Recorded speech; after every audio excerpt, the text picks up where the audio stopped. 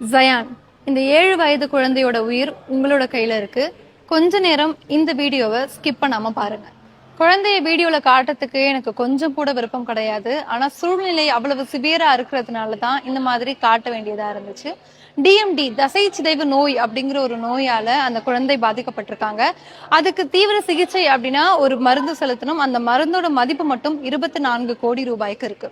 இது எல்லாத்தையும் நம்ம ஒருத்தவங்களால கொடுத்துட முடியுமா அப்படின்னா கொடுக்க முடியாது. ஆனா இந்த வீடியோவை எவ்வளவு நீங்க ஷேர் பண்றீங்களோ அந்த அளவு தமிழ்நாடு அரசோட கவனத்துக்கும் இதை பாக்குற பத்திரிகையாளர்கள் இல்ல ஊடகவியாளர்கள் யார் மூலமாவது மக்களுக்கு இந்த விஷயம் தெரிஞ்சிச்சு, யார் மூலமாவது ஒரு உதவி கிடைச்சிச்சு அப்படின்னா ரொம்பவே நல்ல விஷயமா இருக்கும்.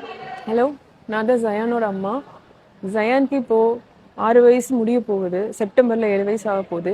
அதுக்குள்ளே நம்ம இந்த மெடிசனை கொடுத்தாகணும். இது ஒரு ஜீன் தெரப்பி, எல்விடிஸ் ஜீன் தெரப்பி.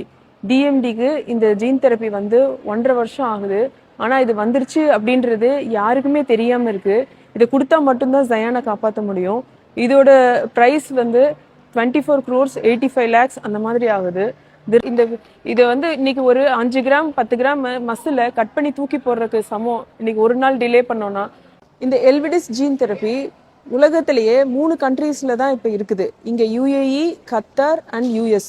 இந்தியாவில் இது கிடையாது. இது வரைக்கும் இன்னும் அப்ரூவல் வேற எந்த கண்ட்ரிலையும் அவங்க கொடுக்கல. அதனால இந்த இந்தியாவில் போய் பாருங்க, நிறைய பேர் சொல்றீங்க, அது பார்க்க முடியாது.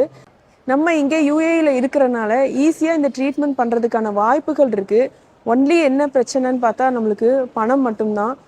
உங்களால் முடிஞ்ச ஹெல்ப்பை பண்ணி என் பையனை காப்பாற்றுங்க, சேவ் பண்ணுங்க ப்ளீஸ். அந்த குழந்தைய பாக்குறப்போ அந்த குழந்தைக்கு அவனுக்கு என்ன நடக்குது அப்படிங்கிறது கூட தெரியல. லிட்டரலா படியேற முடியல அவனால. அவனோட கால்கள்லாம் அவ்வளவு வீக்கா இருக்கு. கண்ணெதிர பாக்குறப்போ உண்மையாவே கஷ்டமா இருக்கு. ஸோ இந்த வீடியோவை உங்களால எவ்வளவு தூரம் ஷேர் பண்ண முடியுமோ அவ்வளவு தூரம் ஷேர் பண்ணுங்க. உங்களால முடிஞ்ச உதவிகளை செய்யுங்க.